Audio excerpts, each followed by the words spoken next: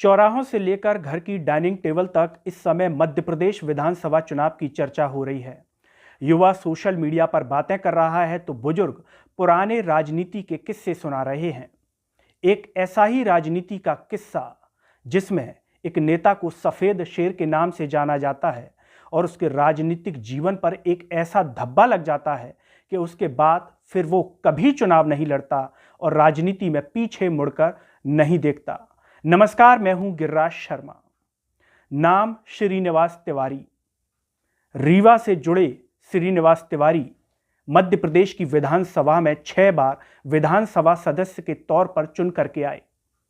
ज्यादातर समय कांग्रेस पार्टी के साथ बिताया।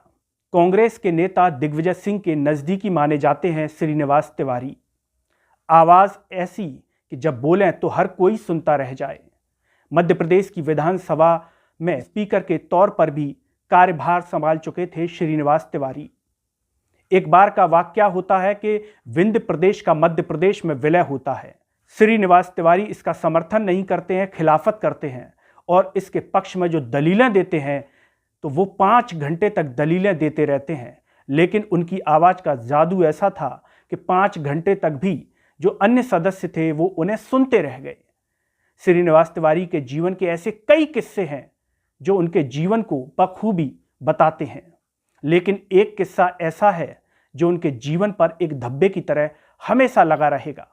बीजेपी पार्टी एक बार शिकायत करती है कि श्रीनिवास तिवारी फर्जी वोटर्स के सहारे चुनाव जीत रहे हैं। इसकी शिकायत होती है चुनाव आयोग में और मामला हाई कोर्ट पहुंच जाता है। उस समय रीवा के कलेक्टर थे एसके मिश्रा। एसके मिश्रा ही पूरा कार्य देख रहे थे, मतदाता सूची का जो पुनरीक्षण होता है उसको लेकर के। जब आदेश होते हैं, जांच होती है, तो उस समय बीजेपी की शिकायत पर करीब 500 थानेदार और सब इंस्पेक्टर के ट्रांसफर किए जाते हैं। मालवा और भोपाल से अधिकारी पहुंचते हैं जांच के लिए, क्योंकि एसके मिश्रा की निगरानी में जो अधिकारी लगे हुए थे वो रीवा से बाहर के थे।